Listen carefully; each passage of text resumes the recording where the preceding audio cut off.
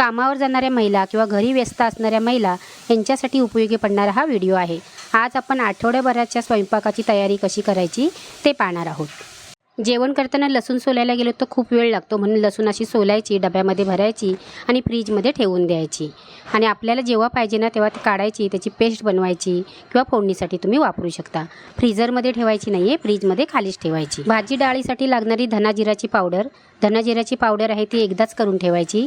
1 वाटी धणे आणि पाव वाटी जिरं आहे ते कमी घ्यायचं, नाही तर तुमच्या धना जिरा पावडरला ना फक्त जिऱ्याचा सुवास येईल आणि तसंच मग भाजीला पण जिऱ्याचा सुवास येईल। 1 वाटी धणे आणि पाव वाटी जिरे याची आपल्याला मिक्सरला पावडर करून घ्यायची आहे। धना जिरा पावडर करून झाली की ती एका काचेच्या बरणीमध्ये तिला भरून ठेवायची आहे। जर तुमची धना जिरा पावडर जास्त असेल तर 2 बरणीमध्ये भरायची। रोजची बरणी अलग करायची आणि ठेवायची बरणी अलग करायची, कारण आपण रोज बरणी उघडली ना तर त्या धना जिरा पावडरचा सुवास जातो आणि मग ती चवीला पण चांगली लागत नाही आणि जेवणाला पण त्याचा सुवास येत नाही। म्हणून 2 बरणीमध्ये अलग अशी पावडर भरून ठेवायची। आणि जर तुम्ही वर्षभरासाठी एकसाथ जर धना जिरा पावडर करणार असाल तर काचेची मोठी बरणी लावायची, त्याच्यामध्ये पावडर आहे ती एकदम दाबून अशी भरायची नाही, थोडी हलकी हाताने भरून ठेवायची। तुमचा गरम मसाला असू दे, हळद असू दे किंवा तुमचे लाल मिरची पावडर असू दे, दाबून जर तुम्ही बरण्या भरल्या तर त्याच्यामध्ये आपल्या मसाल्या पावडरची गुठल्या होतात, म्हणून मसाले भरताना दाबून भरू नयेत। तसेच आपल्या जेवणासाठी लागणारे खोबरं आहे ते एकदाच किसायचं आणि बारीक गॅस करून याला खरपूस असं भाजून घ्यायचं आहे। खोबरं किसून न भाजता पण डब्यात भरून ठेवलं ना तरी पण ते चांगलं राहतं आणि भाजून ठेवलं तर अजून चांगलं राहतं, म्हणून खोबरं चांगलं भाजायचं आणि एकदम जर खरपूस भाजून ठेवलं तर त्याच्यापेक्षा पण जास्त दिवस टिकतं। आणि खोबरं जर चांगलं भाजलं नाहीत ना तर मग त्याला खवट असा वास येतो, म्हणून खोबरं चांगलं खरपूस असं आपल्याला भाजून घ्यायचं आहे। भाजून झाल्याच्या नंतर त्याला थंड करायचं आणि मिक्सरमध्ये वाटायचं आहे। कसं वाटायचं ते आपण आता पाहूया। मिक्सरच्या भांड्यामध्ये खोबरं काढून घ्यायचं, पण खोबरं मिक्सरचं भांडं फुल भरून घ्यायचं नाही आहे, अर्धच असं भरून घ्यायचं। त्याला झाकण लावायचं आणि मिक्सर चालू बंद करत याला आपल्याला वाटून घ्यायचं आहे। हे वाटलेलं खोबरं स्टीलच्या डब्यामध्ये भरून ठेवायचं। तुम्हाला जेव्हा भाजीला पाहिजे ना तेव्हा कांदा परतून झाल्याच्या नंतर तुम्ही 1 चमचा त्या कांद्यामध्ये हे सुकं खोबरं घातलं ना तर भाजी खूप चविष्ट होते। तुम्ही चिकनला सुद्धा हे सुकं खोबरं वापरून चिकन बनवू शकता। तसंच आपण गरम मसाला करून ठेवणार आहोत। गरम मसाला करायसाठी इथे मी 1 छोटी वाटी बडीशेप घेतले, याच वाटीने मी 3 वाट्या धणे घेतले आणि 1 वाटी काळी मिरी आहे आणि 10 ते 15 लवंग आहे आणि 1 इंचाचे 4 तुकडे दालचिनीचे, 5 आपली हिरवी वेलची, 2 हिरव्या वेलच्या आणि हे चक्रफूल आहे। आणि एकदम असा चटकदार झणझणीत गरम मसाला तयार होण्यासाठी मी इथे चिरफळं घेतलीत, याला त्रिफळा पण बोलतात। हे 4 आहेत, हे खूप तिखट असतात एकदम आणि तो सुवासिक पण असतात, म्हणून जास्त घालायचे नाहीये।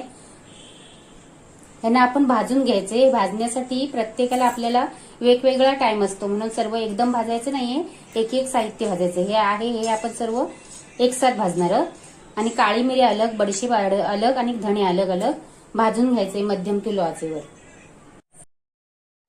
खडे मसाले भाजण्यासाठी तवा गरम करून घेतलेला आहे। तवा गरम झाला की त्याच्यावरती धणे घालायचे आहेत आणि गॅस आता मध्यम आचेवर ठेवायचा आणि याला आपल्याला सतत मिक्स करत भाजून घ्यायचे आहेत। धणे जर करपले ना तर तुमच्या गरम मसाल्याला असा करपलेल्यासारखा सुवास येणार आणि मग जेवणाला पण तुमच्या करपलेला सुवास येणार, म्हणून धणे आहेत ते आपल्याला फक्त सुवास येईपर्यंतच भाजून घ्यायचे आहेत। धणे आपले भाजून झालेले आहेत, त्यांना काढून घ्यायचे। त्याच तव्यावरती आपल्याला बडीशेप भाजायची आहे। बडीशेप पण आपल्याला सतत मिक्स करत भाजून घ्यायची आहे। तवा आपला आता तापलेला आहे, तो गॅस बारीक करायचा। काळी मिरी पण आपल्याला भाजून घ्यायचं आहे। सर्व साहित्याला ना वेगवेगळा असा आपला टाइम लागतो, म्हणून अलग भाजायचे, एकत्र भाजायचे नाहीत। आणि काळी मिरी पण जास्त करपवायची नाही, जास्त करपवलेत ना तर राखट असा तुम्हाला गरम मसाल्याला सुवास येणार। आणि दालचिनी लवंग आहे ती पण आपल्याला साधारण अशी गरम करून घ्यायची आहे। दालचिनी आणि काळी वेलची आहे ती पण आपल्याला एकसाथ भाजून घ्यायची आहे। त्यांना पण असे साधारणच गरम करायचे आणि त्याच्यामध्येच मी त्रिफळा पण घातलेले आहेत। मी इथे जेवढे खडे मसाले वापरलेले आहेत ना तेवढेच तुम्ही वापरले पाहिजेत, असं नाही। जेवढे तुमच्याकडे खडे मसाले असतील ना तेवढे वापरायचे, पण हिरवी वेलची आणि काळी वेलची जरूर वापरायची। दालचिनी, हिरवी वेलची आणि काळी वेलचीने गरम मसाल्याला चांगला सुवास पण येतो। आणि काळ्या वेलचीची मी इथे सालं काढून टाकलेली आहेत आणि फक्त दाणे घेतलेले आहेत। कधी काय होतं काळी वेलचीत ना दाणे कमी असतात, फक्त सालच असतं, म्हणून तोडून बघायची। आणि हे दालचिनी आहे ना ती आपल्याला तोडून घालायची, जर आपण अख्खी घातली ना तर मिक्सरच्या भांड्याचं ब्लेड आहे ते तुटण्याची शक्यता असते. मसाला थंड झाला की त्याला आपल्याला वाटून घ्यायचा आहे. गरम मसाला एकदम बारीक असा वाटायचा. जर जाडसर झाला ना तर तुमच्या भाजीवर किंवा डाळीवर ना वरती पेवतो, जर रसवाली भाजी केलीत तर. म्हणून बारीक वाटायचा. मस्त असा सुवास सुटलेला आहे. आणि मसाला थंड झाल्याच्या नंतरच त्याला काचेच्या बरणीमध्ये भरून ठेवायचं. जसे तुम्ही धना जिरा पावडर भरलेत ना त्याच पद्धतीने भरायचं. जर जास्त गरम मसाला असेल तर 2 बरणीत भरायचा. रोजचा वापरायचा गरम मसाला अलग ठेवायचा आणि ठेवणीचा गरम मसाला अलग ठेवायचा. म्हणजे मसाल्याचा सुवास आहे ना तो चांगला कायम राहतो. तसं स्वच्छ डबा घासून मसाल्याचा डबा आहे तो सर्व त्याच्यामध्ये मसाले भरून तयार करून ठेवायचा. आपल्याला लागणारा मसाला, आपल्याला जो लागतो तिखट मसाला तो तिखट मसाला, हळद, राई म्हणजेच मोहरी, आणि इथे तुम्ही काश्मीरी मिरची ठेवू शकता किंवा तुम्ही कांदा लसूण मसाला वापरत असाल तर तो कांदा लसूण मसाला भरायचा.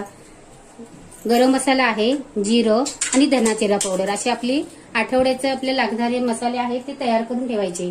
तसंच आपल्याला काही भाजींसाठी ना शेंगदाण्याचं कूट लागतं. ते शेंगदाणे भाजायचे आणि कपड्यामध्ये असे धरायचे आणि मग त्याची सालं आहेत ना ती पटकन निघतात. जर थंड झाले ना तर त्याची सालं निघत नाहीत. म्हणून सालं काढायची. एक अर्धे शेंगदाणे तुम्ही असेच ठेवून द्यायचे, अर्धे शेंगदाण्याचं तुम्ही कूट करून ठेवायचे. आजच्या जर तुम्हाला हे स्वयंपाकाच्या टिप आवडल्या तर नक्की लाईक करा, कमेंट करा आणि घरच्या सण या चॅनलला सबस्क्राईब करा. वेळात वेळ काढून तुम्ही माझे व्हिडिओ बघता त्याबद्दल मी तुमचे खूप खूप मनापासून आभार मानते. थँक्यू.